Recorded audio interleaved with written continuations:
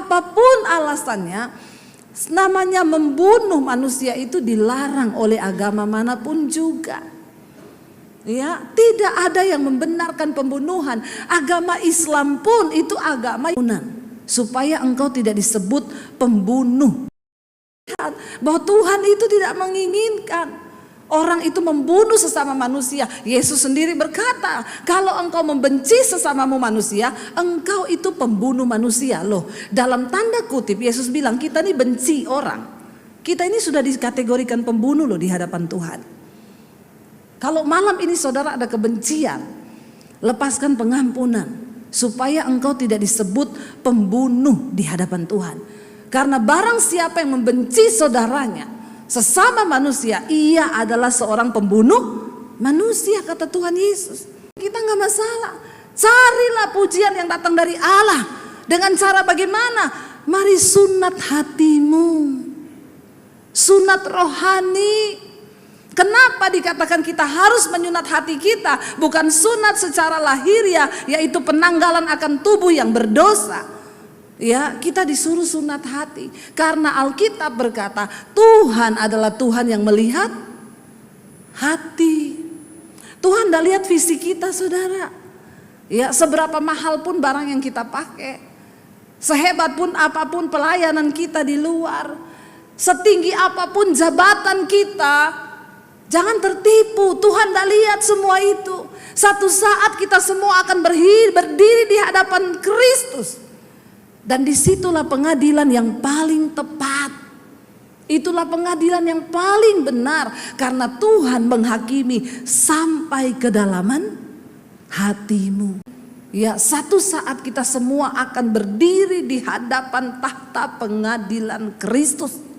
Untuk memberikan pertanggungan jawab atas apapun yang kita lakukan di bawah langit ini. Dan yang terutama, sampai ke dalam hati nurani kita itu Tuhan yang maha mengetahui. Terima kasih Bapa. Terima kasih Tuhan Yesus. Engkau yang kami harapkan di tempat ini. Kami tidak datang mencari manusia, tapi kami datang karena kami rindu jamahan Tuhan di hidup kami. Bangkitkan gerejamu di akhir zaman. Bangkitkan anak-anakmu di akhir zaman. Kami tidak ingin berjalan tanpa lawatan Tuhan. Kami tidak ingin ibadah tanpa jamahan Tuhan. Bawa kami hari-hari ini semakin lebih lagi Tuhan mengenal Engkau. Bahwa kami hari-hari ini semakin lebih lagi mempersiapkan hidup kami menjadi mempelai-mempelai yang kudus dan layak di mata Tuhan. Terima kasih Bapa, jadikan kami alat-Mu sehingga kemanapun kami pergi, kami juga boleh membawa lawatan Tuhan lewat hidup kami, di dalam keluarga kami, bahkan dimanapun kami berada. Terima kasih Bapa. Urapi setiap kami, urapi hamba-Mu yang tidak ada apa-apanya. Di dalam nama Yesus kami berdoa dan bersyukur. Sama yang percaya Tuhan di tengah kita, memberkati kita, katakan bersama amin, amin. Tepuk tangan buat Tuhan Yesus. Silakan duduk saudara, puji Tuhan. Walaupun malam ini ya sound systemnya agak bermasalah, tapi kita percaya hadirat Tuhan yang memuaskan kita, amin. Bukan peralatan yang canggih, bukan alat yang bagus, tapi hadirat Tuhan. Iya, sebelum kita mendengar firman Tuhan, saya mau undang Ibu Fani dan suami untuk maju bersaksi. Bu, mana Ibu Fani? Iya, iya, silakan Ibu dan Bapak maju ke depan. Ini sudah sering di mesbah doa, tapi baru kali ini saya todong bersaksi ya. Mari kita tepuk tangan buat Tuhan Yesus.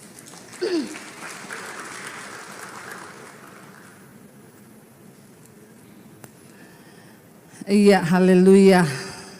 Puji Tuhan. Ya, saudara, ini Ibu Fani. Saya tuh mengenal Ibu Fani ini Ya sudah cukup lama saudara, ada kali 11 tahun ya Bu ya. Ada. Dari saya masih naik motor dulu di Jakarta, saya sudah kenal Bu Fani ini. Dan puji Tuhan saudara, ya ternyata dulu Ibu Fani itu hanya sekedar Kristen saja Bu ya. Coba Ibu saksikan dulu bagaimana karakter Ibu yang luar biasa ya. Kita mirip, tanggal lahirnya sama lagi, 14 Desember saudara. Iya silakan Bu. Shalom Bapak-bapak, Ibu-ibu terkasih semuanya. Puji syukur kepada Tuhan ya. Lewat kita mau buka hati, kita dapatkan anugerah Tuhan. Dulu saya hanya adalah Kristen aja. Kalau mau ngomel ya ngomel, mau emosi ya emosi gitu loh. Yang paling kasihan nih suami saya. Kasihan ya Bapak ya. Tindas dia ya. Jadi kalau dia saya yang salah, dia yang harus mengalah. Ya. Walaupun dia panggil saya terus, tapi saya nggak mau hilauin gitu. Itu sifat jelek saya sekali. Sampai kalau saya inginkan sesuatu yang tidak dikasih, tidak diwujudkan gitu ya, saya bisa marah sekali. Pernah sekali yang paling dahsyat itu, saya pengen renovasi apartemen kita. Terus dia nggak kasih, katanya buat apa, kita nggak tinggal, dia bilang. Tapi saya bilang kan nggak apa-apa, kita boleh nikmati gitu ya. Jadi saya masih egois sekali. Saking dia nggak mau kasih, saya waktu itu karakter saya buruk sekali. Saya sampai bodoh sekali ya, saya bisa hantamkan kepala saya tuh ke tembok gitu, sampai mata saya sebelah kiri ini pecah, dia punya salaf berdarah gitu kan. Aduh, waktu itu kalau saya ingat kembali, saya bilang, aduh Tuhan ampuni saya ya, saya jahat sekali. Suami saya udah ketakutan, udah kayak main film. Saya bilang saya mau kabur, saya mau pergi, saya bilang gitu. Dia pelukin saya, jangan, dia bilang gitu. Dia pokoknya sayangin saya terus, tapi saya makin beragu gitu loh. Iya kan, tapi sebenarnya itu gak boleh, karena ikut Yesus itu bukan sekali selamat, kita sudah diselamatkan ya. Tapi kita harus belajar punya karakter Kristus, rupa segambar dengan Tuhan Yesus. Nah, setelah saya buka hati, saya mau belajar, puji Tuhan, ya semakin hari semakin mau. Dan dengan Bu Debbie juga dengan mesbah doa, kita banyak diberkati, mulai belajar, buka hati. Saya ingat sekali waktu itu COVID ya, baru masuk COVID, ibu yang sampai udah mau jual rumah ya kan. Ibu juga nggak tahu mau bagaimana, tapi saya dengar kesaksian Tuhan suruh live ya, tiba-tiba bisa live sampai hari ini. Jemaatnya begitu banyak sekali dan diberkati, dikuatkan, dan paling yang luar biasa banyak yang diubahkan. Nah, satu hal yang saya belajar, saya ini takut mati. Tapi takut matinya ini saya bukan untuk foya-foya atau untuk apa. Saya cuma bilang sama Tuhan, saya pengen panjang umur Tuhan, biar Tuhan pakai saya untuk memuliakan nama Tuhan Yesus gitu kan. Nah, jadi saya dengar mesbah doa, waktu ibu bilang jangan takut mati, kalau waktunya belum datang itu kita belum mati. Nah, waktu saya mau kesaksian ini, suami saya barusan bulan yang lalu, dia tiba-tiba sering mengatakan pelutnya begah gitu loh. Jadi saya pikirnya sakit emak, udah kita kasih minum obat emak gitu. Udah ada 3 bulan ya berlangsung begitu ya. Jadi saya juga bingung, setiap kali saya lihat dia kalau udah sakit, dia jalan sana jalan sini, kadang dengar mesbah doa, dia cuma ucap syukur, dia sendiri mengucap syukur, terima kasih Tuhan. Dia pegang pelutnya, saya yang khawatir lihat dia, karena kakak ipar saya pernah cerita, jangan dibiarkan. Jadi saya selalu bilang ayolah ke dokter, nggak mau Bu ya kan. Jadi akhirnya suatu hari saya juga nggak tahu, lagi kumpul sama temen, lagi ngobrol, tiba-tiba dia begah lagi. Terus saya bilang ayolah hari ini ke dokter aja, saya bilang gitu, jangan ditahan lagi. Saya bilang akhirnya puji Tuhan waktunya Tuhan ke dokter umum. Dokter tanya kenapa sakit mak, terus dokter lihat mata dia, kayaknya bapak bukan sakit mak ya, bapak ini kayaknya ada sakit kuning, matanya udah kuning. Ternyata dia baru cerita suami kalau urinnya itu, pipisnya itu udah kuning, udah gimana udah kayak teh gitu loh. Waduh, udah gitu terus dokternya juga baik, suruh kita ke dokter, ayo masuk dilawat aja. Singkat cerita dilawat. Ternyata waktu hasil check up keluar itu hasilnya SGOT-nya berapa? 900. Waduh. Iya, itu normalnya cuma 38. Waduh. Itu 83 ya. 83 enggak, pokoknya kaget sekali, saya juga kaget. Bilirubinnya yang penyebab kuningnya itu sudah mencapai 11. Dan waktu 2 hari 3 hari kemudian dicek lagi, bilirubinnya malah naik lagi jadi 14. Jadi dokter bilang setelah di MRI ada kista di empedu ya. Terus ada batu empedu. Nah terus dari itu saya yang ketakutan, tapi bapaknya tuh tenang sekali, tenang, nggak ada apa-apa punya. Dia bilang sama saya, dia ucap syukur, terus ucap syukur. Terus saya pulang, saya nggak jaga, saya pulang, saya di rumah jam 2 pagi saya berdoa sungguh-sungguh sama Tuhan. Saya Karena jujur. waktu itu dokter bilang kalau mau ditindakin. Oh iya, dokter bilang kalau ini Pak kalau nggak turun saya terpaksa rujukan Bapak ke rumah sakit. Dari rumah sakit ini kita naik ambulans. Waduh, hati saya udah bergetar sampai begitu ya. Memang sih percaya Tuhan, tapi namanya manusia pasti ada ya Bu ya. Iman kita waktu itu agak goyah gitu. Terus dia bilang terpaksa kita pindahin ke rumah sakit dan tindakan. Dan pakai ERCP itu pun harus dokter yang jago, dokter yang teliti, kalau enggak bahaya sekali dia bilang. Nah malam itu saya ingat sekali, dia suruh saya pulang, gak usah jaga di rumah sakit. Malamnya jam 2 saya bangun, saya nggak bisa tidur, saya cuma panggil berseru-seru sama Bapak. Saya doa, saya minta tolong Tuhan, Engkau yang beracara dari atas hidup suami saya hanya minta kasih kesempatan Tuhan, saya bilang gitu. Tiba-tiba Tuhan ingatkan saya, kamu kenapa takut? Kamu pergi ke Israel sama Bu Dewi aja, iman kamu begitu besar. Pesawat rusak ya? Pesawat rusak. Udah rusak di servis, banyak pada bilang nggak mau berangkat, takut, iya kan? Terus Tuhan ingatkan saya, asal aku menyertaimu, Amen. Jangan takut. Amen. Lalu saya pakai kata-kata itu, saya bilang begini, ya Tuhan, asal Engkau menyertai suamiku, aku Amen. percaya. Tidak ada tindakan, tidak ada operasi, saya bilang. Nah besoknya saya ke rumah sakit, bukan, masih ada lagi kelewat. Saya diingatkan nyanyi satu pujian, semua baik. Amen. Jadi hanya di live-nya aja nyanyi. Udah selesai saya tidur nyenyak. Besoknya saya ke rumah sakit, dapat kabar gembira, hasil cek keluar. Itu nilainya bisa turun Bu, kalau nggak salah 7. Jadi 900 jadi 600. Jadi 900. Jauh ya? Iya turunnya. jauh. Terus itu bilirubin juga turun. Nah dokternya jadi punya pengharapan. Saya langsung bilang puji Tuhan dok. Saya semalam tuh doa, saya bilang gitu. Dia dokternya memang orangnya nggak fanatik juga, dia percaya. Nah, terus udah itu turun sampai hari ini kita melihat penyertaan Tuhan begitu sempurna. Tidak dioperasi, malah dokter bilang, iya abaikan kistanya, abaikan batu empedunya. Kita lihat ini gimana. Nah sekarang yang terakhir SGOT 120. Wow. 120, bilirubin udah 2,5. Wow, tepuk tangan buat Tuhan Puji Yesus, Tuhan. saudara. Terima kasih Tuhan Yesus, terima kasih untuk semuanya. Kalau Bapak apa yang Bapak rasakan waktu gitu? Katanya Bapak nggak takut, pasti takut lah ya Pak, pura-pura aja ya. Enggak, saya memang nggak takut. Oh nggak takut loh saudara. Puji Karena Tuhan. saya waktu itu saya memang sering mengucap syukur terima kasih Tuhan. Amin. Dan di situ membuat saya kekuatan yang baru. Saya nggak ngerti 900 tuh dokter aja kaget, saya juga nggak kaget. Iya. Saya malah tenang aja. Saya tenang dan pas berapa hari dia turun terus, dokter bilang ini trennya bagus, turun terus. Amin. Dia bilang nggak apa-apa, ini sambil lihat aja dulu.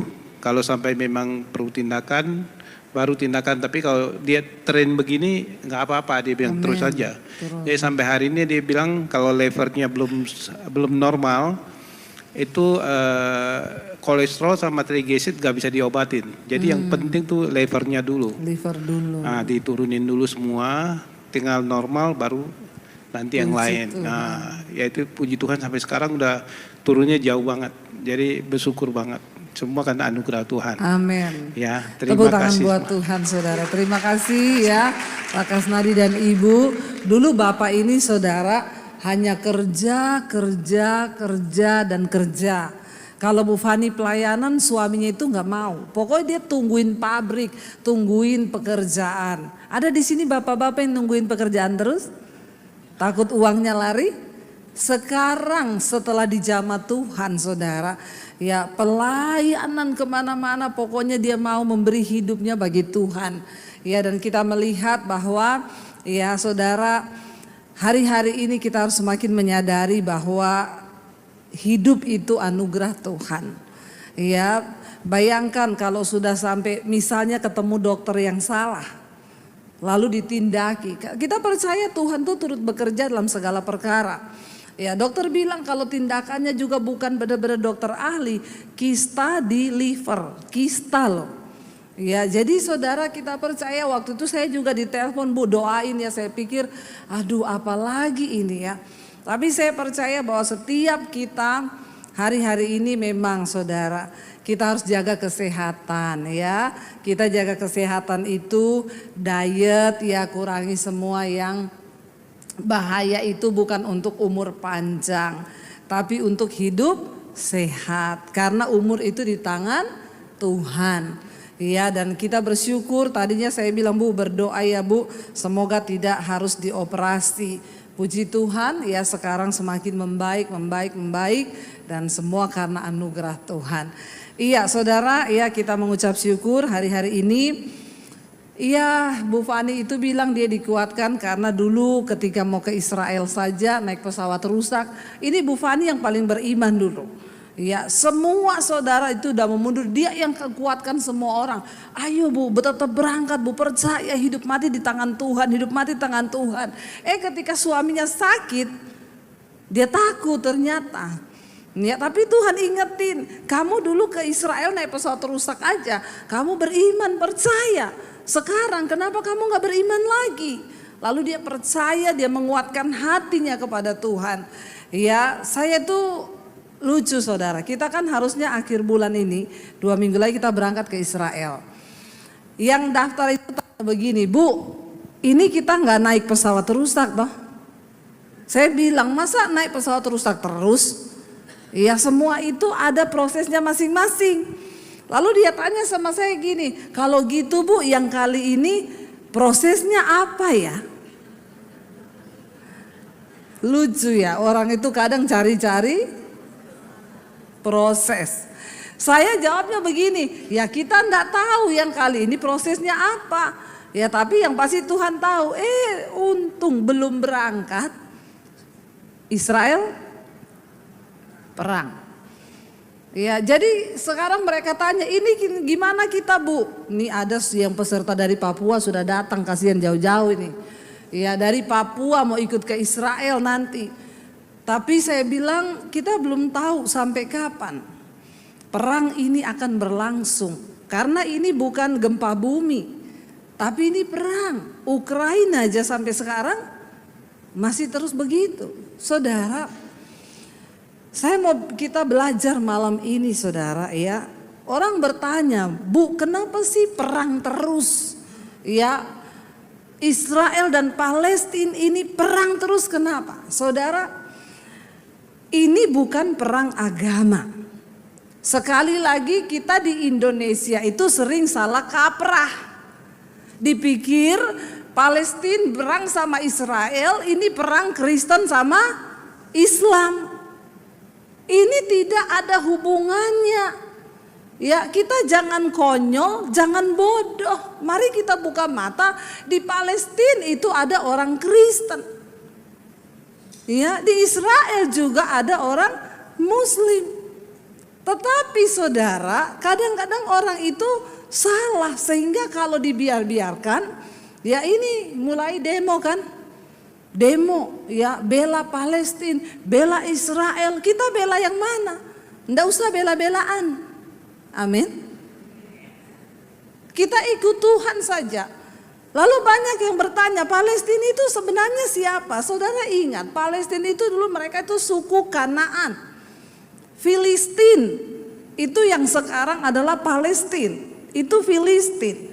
Saudara ingat kisahnya bangsa Israel, ya. Abraham punya anak namanya siapa? Ishak. Ishak punya anak namanya siapa? Yakub. Yakub yang kemudian namanya diganti menjadi Israel. Dia punya anak berapa? 12 suku Israel. Ya, itulah yang menjadi sebuah bangsa ketika mereka di Mesir. Saya mau tanya, waktu Ishak ada di Mesir, waktu Yakub ada di Mesir, mereka diperbudak, agamanya Kristen? Halo? Waktu itu sudah ada agama? Orang Filistin apakah agamanya Muslim? Enggak ada. Ya, saat itu ya mereka belum mengenal Tuhan. Belum ada agama. Jadi tidak ada hubungannya kalau perang antara Palestina dan Israel dikaitkan dengan Kristen atau Islam. Israel itu siapa? Ya, kalau kita tahu Filistin itu Palestina itu Filistin suku Kanaan. Ya, Israel itu siapa? Yehuda, Yahudi yang berasal dari yaitu tadi saudara 12 suku Israel. Lalu ketika ditanya kenapa perang terus? Ingat pada waktu itu Israel bukan Kristen. Ya, dan Filistin itu bukan Muslim. Jadi tidak ada hubungannya. Tapi kita lihat saudara ya, memang Alkitab itu ya dan amin semua tertulis ya. Supaya kita ini tidak usah ya ikut-ikutan membela A, membela B. Yang dinamakan Yahudi itu ya bukan Yahudi yang secara jasmani Yahudi. Jadi Israel modern ini saudara, mereka bukan Kristen. Di sana itu adalah agama Yahudi, mereka orang Yahudi asli. Dan mereka rata-rata tidak percaya kepada Tuhan Yesus.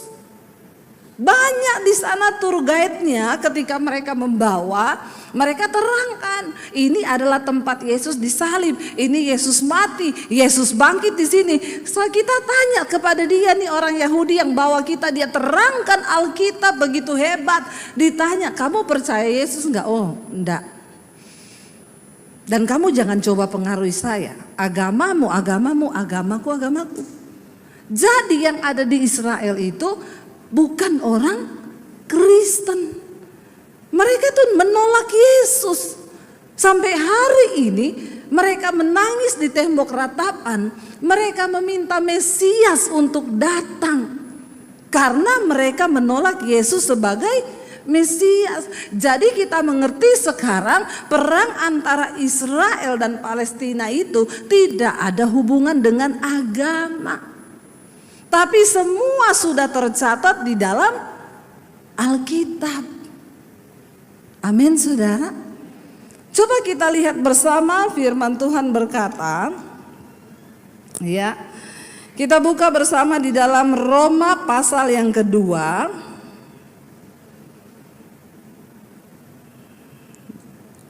Saya pengen kita baca dulu Galatia 3 ayat 29. Galatia 3 ayat 29. Ya, jadi siapa keturunan Abraham itu saudara? Kalau secara Alkitab Perjanjian Baru berkata, Galatia 3 ayat 29, kita baca bersama Galatia 3 ayat 29, 1, 2, 3.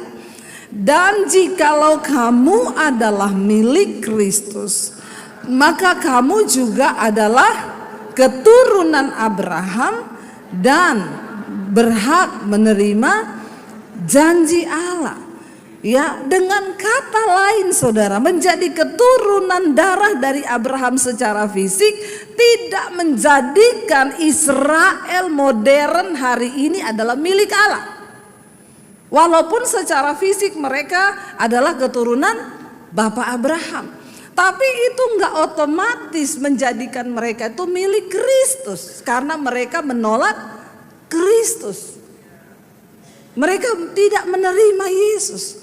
Mereka menolak Allah, dan mereka itu ya tidak bisa dikatakan di sini, jikalau kamu milik Kristus, maka kamu juga adalah keturunan Abraham yang berhak menerima janji Allah. Sebaliknya, sekalipun mereka secara fisik adalah keturunan Abraham, ya, tapi itu tidak otomatis menjadikan mereka milik Allah. Keselamatan itu telah dilemparkan, ditawarkan kepada bangsa-bangsa lain, dan karena itu kita ini disebut Israel rohani. Karena Israel modern yang secara bangsa mereka Israel, mereka itu menolak Yesus. Jadi salah kalau orang agama lain beranggapan bahwa Israel itu Kristen. Sehingga ketika Israel perang dengan Palestina, orang Kristen lagi yang jadi sasaran, gereja yang dibakar, nggak ada hubungannya. Orang Israel itu menolak Yesus. Ya, jadi kita harus mengerti supaya kita bisa menerangkan saudara. Ya, tidak ada hubungannya. Ya, ini tidak menjadikan Israel sampai hari ini ya benar-benar adalah milik Allah kalau mereka tidak berada di dalam Kristus. Jika kamu adalah milik Kristus, maka kamu adalah keturunan Abraham yang berhak menerima janji-janji Allah.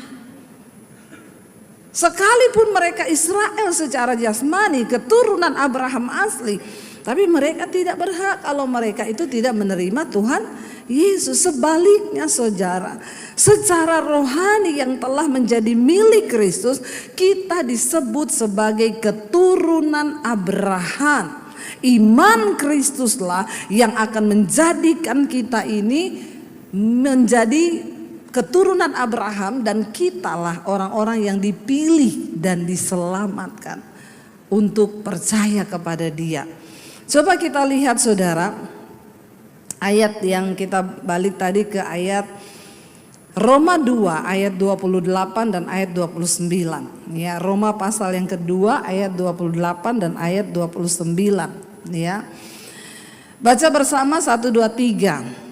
Sebab yang disebut Yahudi bukanlah orang yang lahirlah Yahudi, dan yang disebut sunat bukanlah sunat yang dilangsungkan secara lahiriah. Yang disebut Yahudi itu bukan orang yang secara lahiriah disebut Yahudi, ya. Ayat yang ke-29 di sana dikatakan, tetapi orang Yahudi sejati ialah siapa?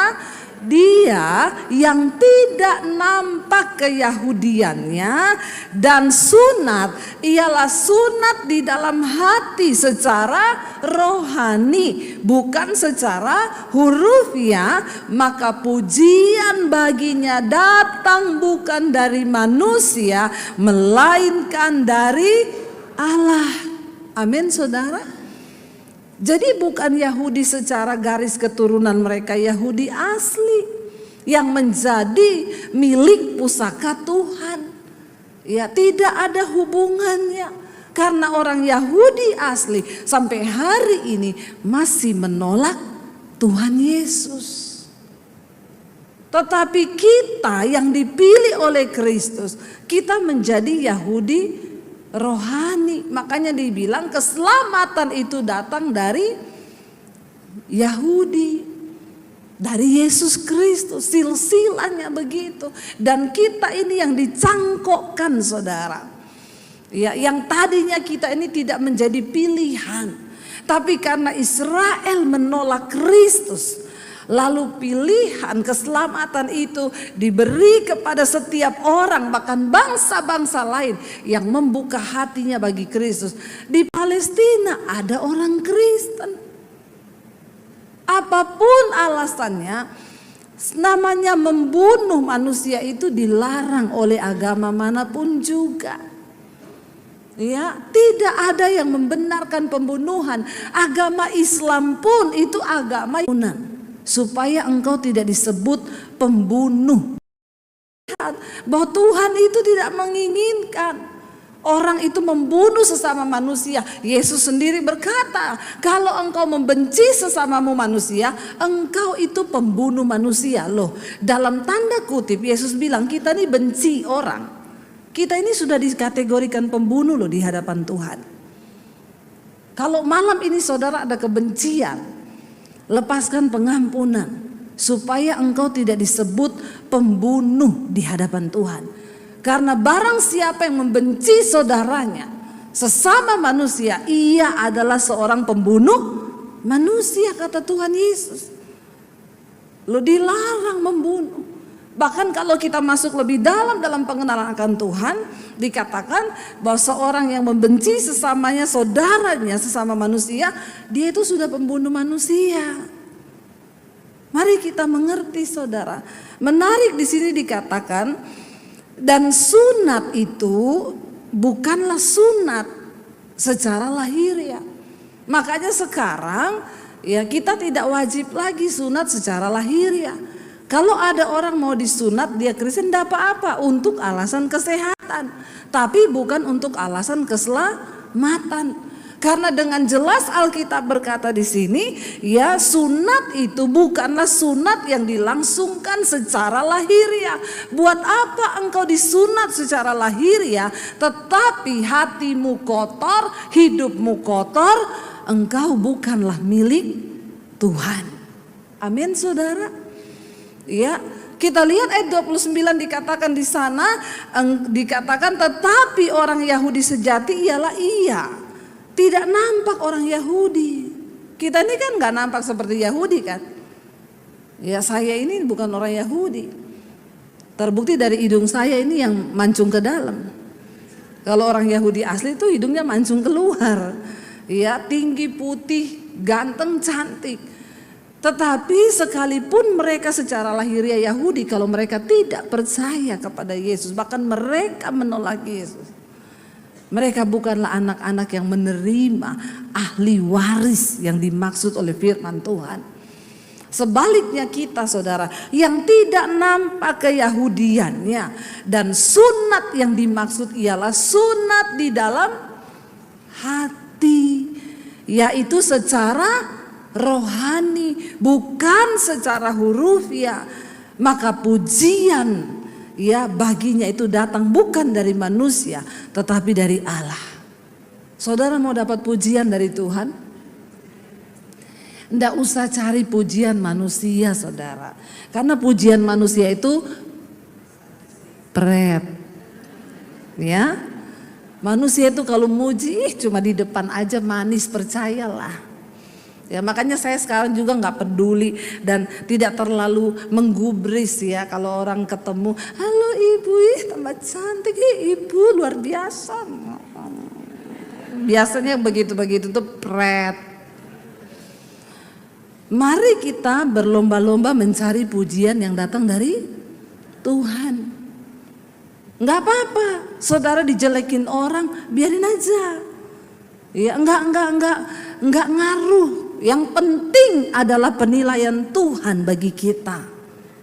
Orang mau jelekin kita nggak masalah. Carilah pujian yang datang dari Allah. Dengan cara bagaimana? Mari sunat hatimu. Sunat rohani. Kenapa dikatakan kita harus menyunat hati kita? Bukan sunat secara lahiriah, yaitu penanggalan akan tubuh yang berdosa. Ya, kita disuruh sunat hati karena Alkitab berkata Tuhan adalah Tuhan yang melihat hati. Tuhan tidak lihat visi kita saudara. Ya, seberapa mahal pun barang yang kita pakai, sehebat pun apapun pelayanan kita di luar, setinggi apapun jabatan kita, jangan tertipu. Tuhan tidak lihat semua itu. Satu saat kita semua akan berdiri di hadapan Kristus. Dan disitulah pengadilan yang paling tepat. Itulah pengadilan yang paling benar. Karena Tuhan menghakimi sampai kedalaman hatimu. Makanya mari hari-hari ini kita bersunat hati, saudara.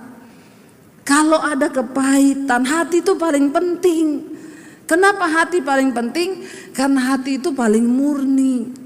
Kalau di luar begini orang bisa tertawa, mulutnya tertawa, tapi hatinya menangis. Itu banyak. Di mulut manis, di hati pahit, itu banyak.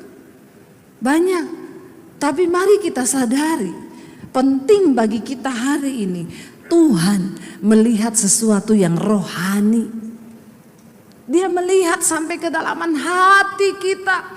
Karena itu hari ini saudara, kalau engkau punya kepahitan, engkau punya kekecewaan, kebencian, bereskan itu di hadapan Tuhan. Bereskan.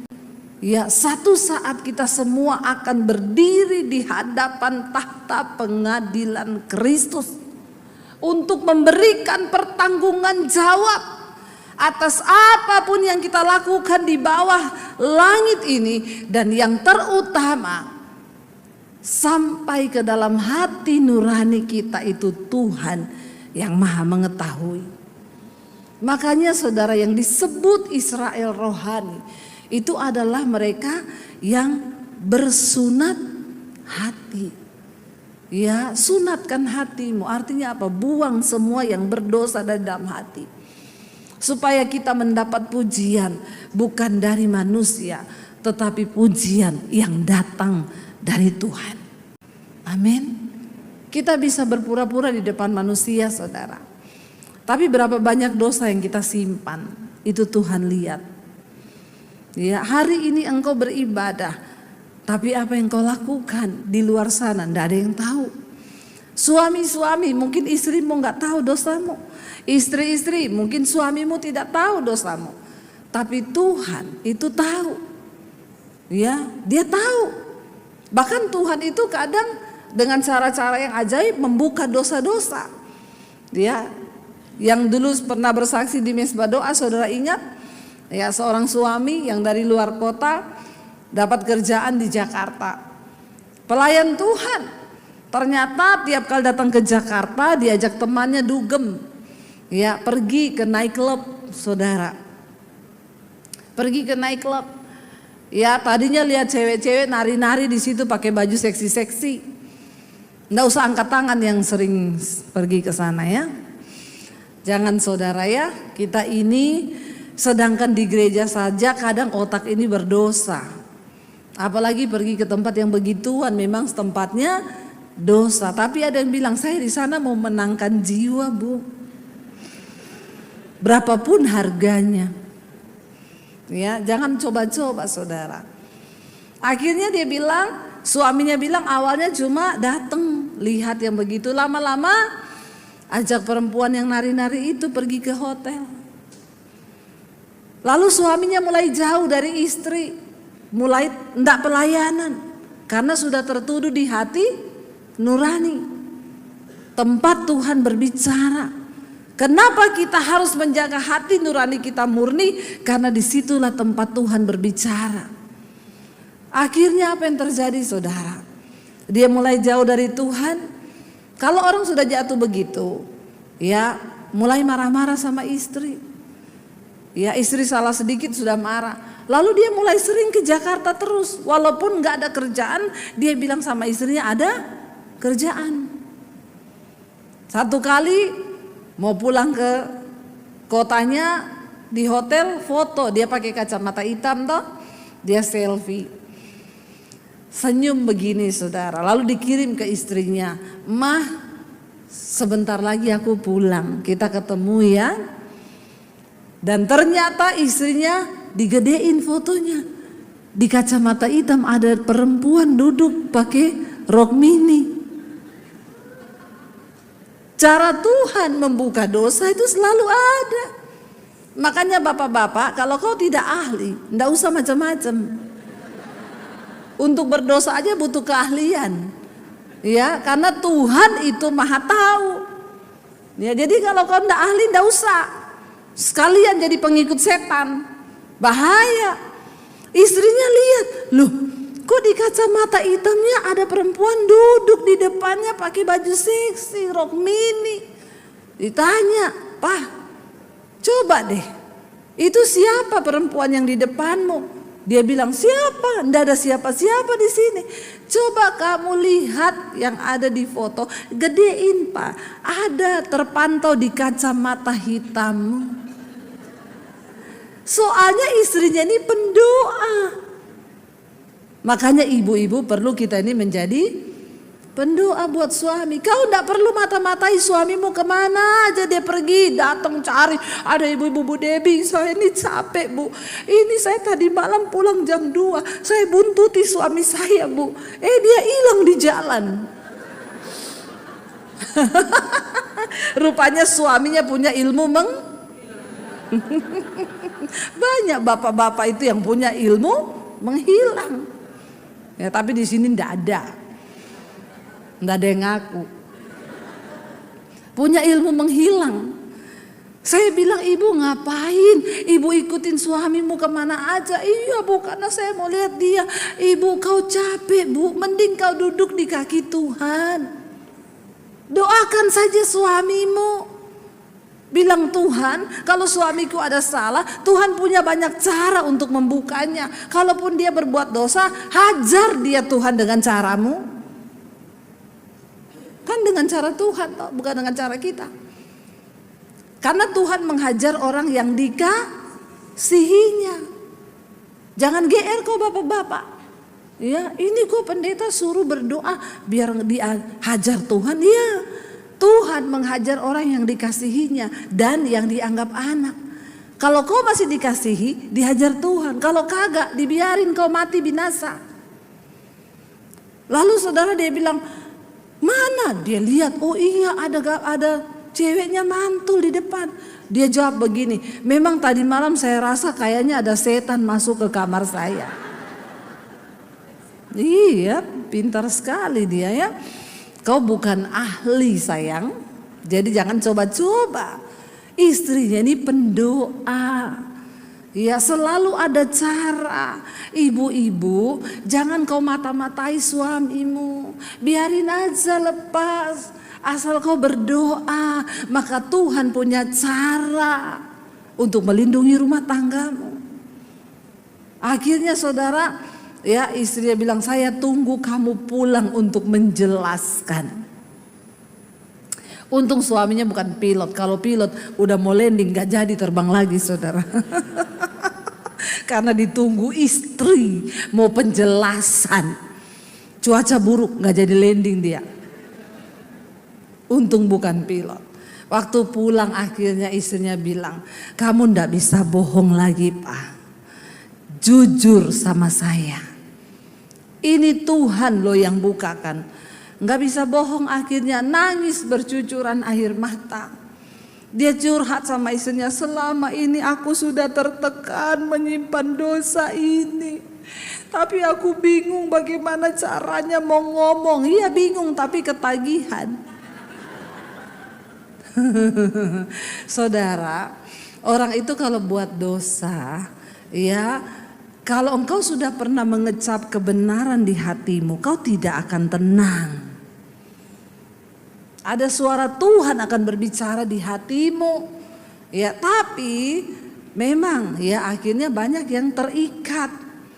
Mau lepas tapi tidak bisa. Ya, kalau sudah begitu, saya jamin daripada nanti kolesterolmu naik, jantungmu berpacu dengan cepat, lalu tinggal tunggu serangan jantung, lebih baik hubungi hamba Tuhan atau ngaku ke istrimu. Istri juga kalau suami ngaku jangan marah-marah. Amin ibu-ibu. Ini ibu-ibu kok melototin saya ya? Nggak usah melototin saya. Jadilah penolong bagi suamimu. Kau ditempatkan di sisinya, ya rebut jiwanya. Kasihan loh orang itu kalau hidup dalam dosa tertekan. Ya mau begini salah, begitu salah, ya serba salah, bisa serangan jantung tiba-tiba. Dosa itu bikin jantung berpacu dengan cepat. Hati-hati. Berbahagialah orang yang mengakui dosanya dan meninggalkannya, kata firman Tuhan. Tapi celakalah orang yang menutupi dosanya dan terus hidup di dalam dosa itu. Kita semua bisa jatuh dalam dosa, tapi kita semua tidak boleh tinggal dan menghidupi dosa. Amin. Bertobat. Orang selingkuh itu kan nggak langsung hari itu selingkuh. Ya, dimulai dari nge-like foto-fotonya di IG, nge-like ya, ada bapak-bapak suka nge-like foto ibu-ibu. Bertobat kau. Ya, enggak usah. Ya, mending kau like saja fotonya istrimu. Jangan ya, nanti komen-komen di situ. Lalu satu hari kalau nggak like, nggak komen, kok ada yang hilang ya rasanya. Ya, begitu itu awalnya selingkuh itu ndak langsung. Kadang-kadang bapak-bapak itu gitu, yang masakin di rumah istrinya, ya, yang bersihin rumah istrinya, pulang kalau capek yang pijitin istrinya, yang sediakan makan istrinya, yang menemani dia dari susah itu istrinya. Nggak pernah dipuji. Ada pelakor cuma WA gini, sudah makan belum bang? Dibalas, kamu kok perhatian banget. Pretna itu. Lu mau saya cekik. Enggak sabar saya begini-begini, emosi saya. Kenapa? Saya ini banyak konseling kehancuran rumah tangga saudara. Dimulai dari yang begitu-begitu itu. Istrimu yang temani kau waktu kau susah. Istrimu yang berdoa buat kau. Yang siapin makan buat kau. Kenapa cuma ada perempuan satu kali ngomong, bang udah makan belum, jaga kesehatan ya, terus kau balas perhatian sekali kau. Ya, hati-hati bapak-bapak. Kasihan istrimu itu loh. Istrimu itu penjaga nyawamu. Istri itu teman pewaris kerajaan Allah, kata firman Tuhan. Hati-hati, makanya bersunat hati. Ya, kalau hati mulai mendua, bertobat. Ya, jangan saudara ya. Kita berdoa dan Tuhan tuh selalu punya cara kok untuk membuka dosa itu. Makanya kalau dari hati kita ini sudah bertobat, itu sesuatu yang luar biasa. Kita lanjut yuk saudara, kita baca. Dulu bangsa Israel itu mencari Tuhan. Kita ingat saudara yang ikut mesbah doa malam, saya percaya ini semua jemaat mesbah doa kan. Ya, harus ikut, itu pendalaman Alkitab. Saudara tanya kenapa Israel dan Palestina itu bermusuhan terus, itu sudah tercatat di Alkitab. Akan terus begitu sampai akhirnya nanti perang besar terjadi, bukan hanya antara Israel dan Palestina, tetapi ada negara-negara yang akan membela kedua negara ini. Lalu akan terjadi perang besar, lalu akan terjadi perang akhir zaman yaitu Harmagedon, dan disitulah Yesus akan datang. Ini semua saudara, orang-orang Israel sudah berkata berjaga-jaga. Karena presiden Israel sudah menyatakan ini perang besar. Nyesal yang belum pernah pergi ke Israel. Saya bilang apa? Cepat mumpung belum perang. Nggak mau sih denger ya. Tapi nggak apa-apa, sudahlah ya. Tapi sayang saudara. Ya, benar-benar mereka semua berkata, Bu, akhir zaman di depan mata loh. Orang-orang Israel. Ya. Para tour guide kita yang ada di sana. Kemarin saya telepon satu orang Israel sana, saya bilang, "Halo, kamu gimana?" Dia bilang, "This is crazy situation, crazy." Dia punya mertua saudara. Dia bilang, "Ini mertua saya, Bu, lagi sembunyi dalam rumah. Tetangga-tetangganya rumahnya didobrak, anak-anaknya diseret, disembelih, lehernya diputus." Dan dia, mertuanya sangat ketakutan karena mereka memang tinggalnya hampir di luar ya perbatasan. Dia bilang, baru kali ini kami mengalami teror yang begitu hebat. Iya, korban jiwanya sudah 1000 lebih di Israel. Makanya presiden Israel itu marah besar dan dia menyatakan ini perang besar. Dan kalau itu terjadi saudara, Mari kita bersiap-siap. Ya, akhir zaman di depan mata. Persiapkan dirimu. Jangan cuma mau dengerin firman yang enak-enak. Ya, jangan cuma mau dengar firman tentang sukses-sukses, berkat-berkat.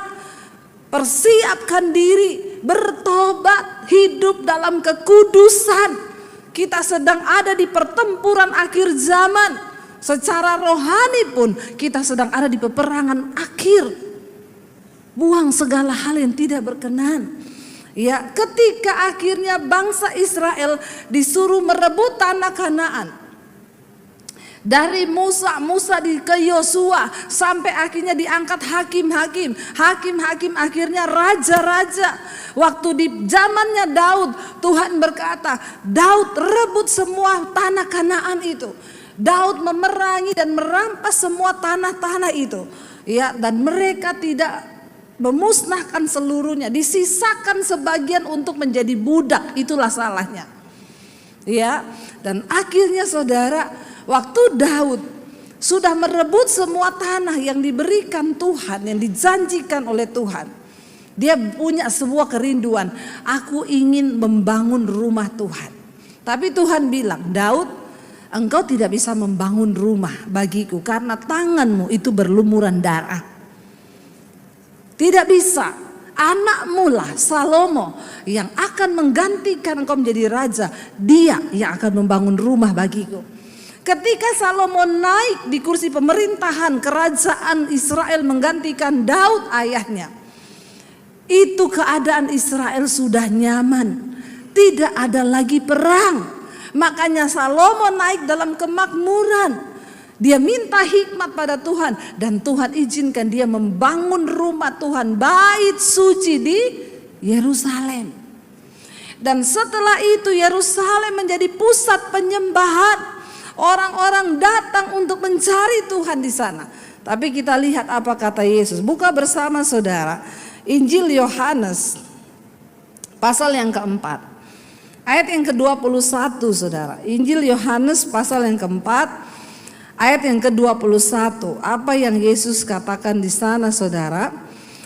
Kita baca bersama 1, 2, 3. Kata Yesus kepadanya, ini kisah ketika Yesus ketemu perempuan Samaria di satu sumur. Yesus bilang begini, kata Yesus kepadanya apa?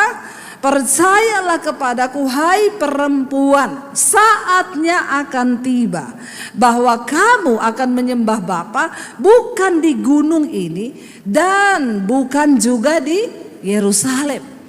Yesus berkata ayat yang berikutnya, dia bilang apa saudara?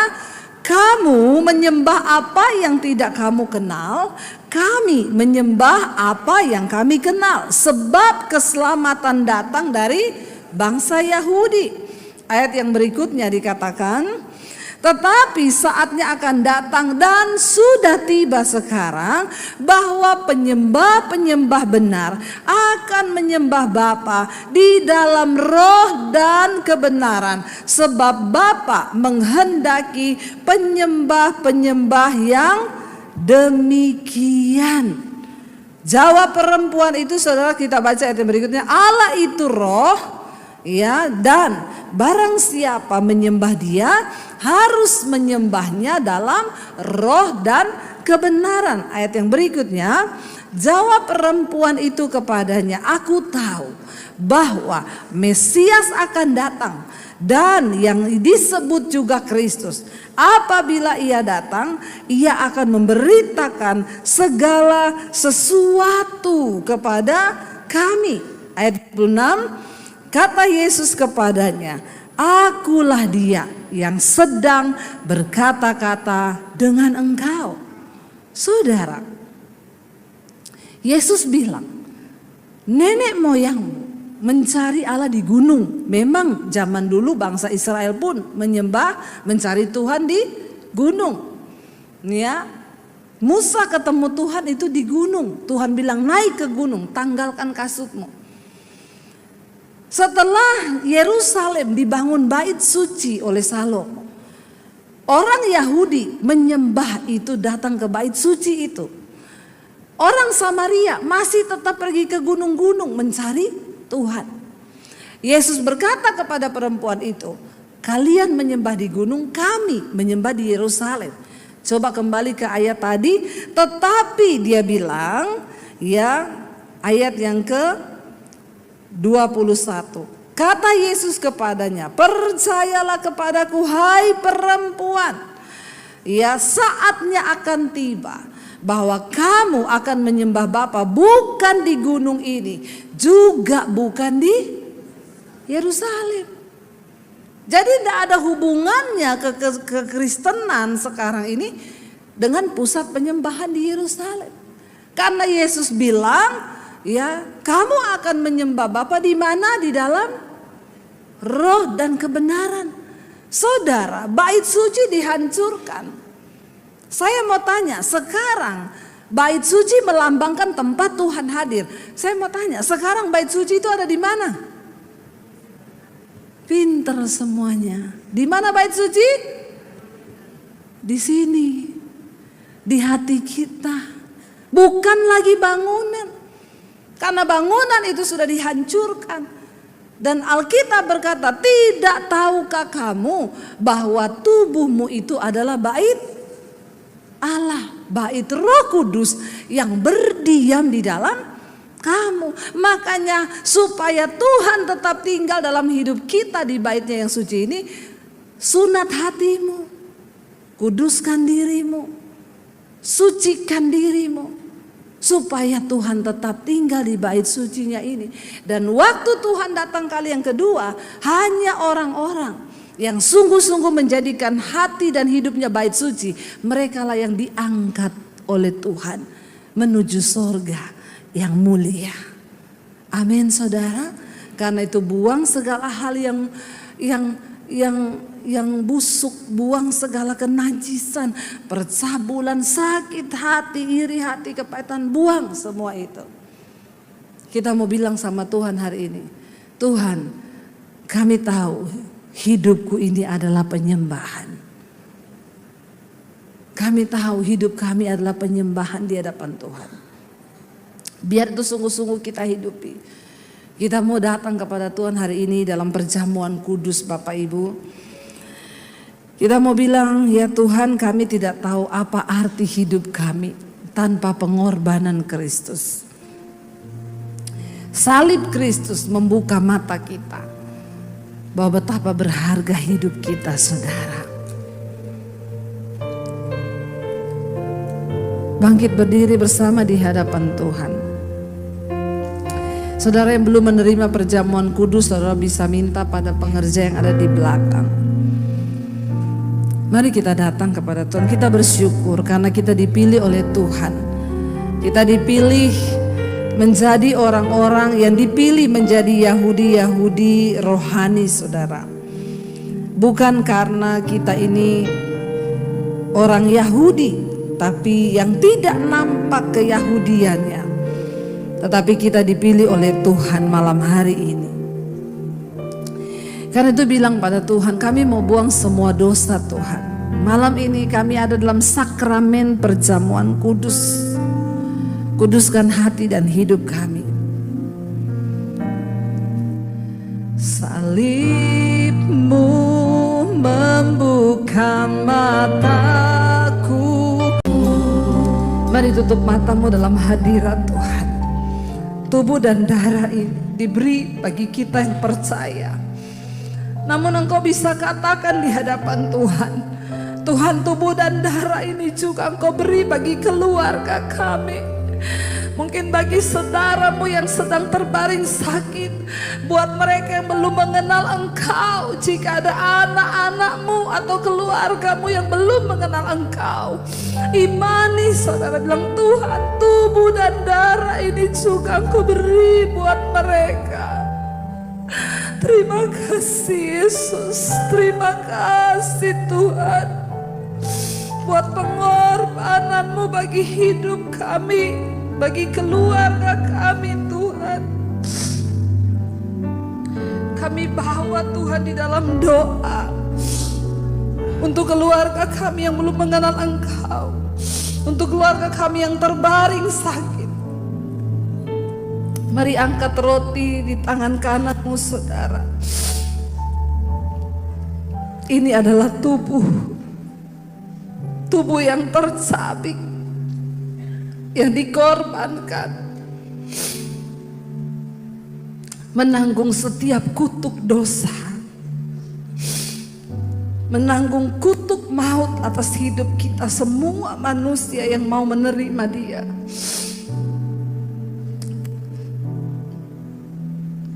Sebab apa yang telah kuteruskan kepadamu, telah aku terima dari Tuhan, yaitu bahwa Yesus Tuhan pada waktu Ia diserahkan, Ia mengambil roti dan sesudah itu Ia mengucap syukur atasnya.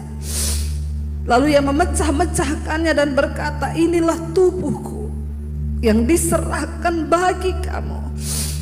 Perbuatlah ini menjadi peringatan akan aku. Bukankah roti yang ada di tanganmu adalah tubuh Kristus yang diserahkan bagi kita? Mari kita terima di dalam nama Yesus.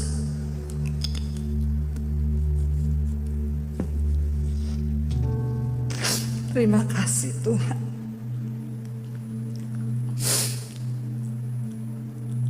Angkat tinggi anggur yang ada di tangan kanan kita. Darah yang tercurah menanggung setiap kutuk penderitaan. Karena itu setiap kita yang mungkin sedang mengalami pencobaan, ingat akan darah yang tercurah itu. Dalam perjuanganmu di dunia ini menghadapi setiap pergumulan, engkau belum sampai meneteskan darah.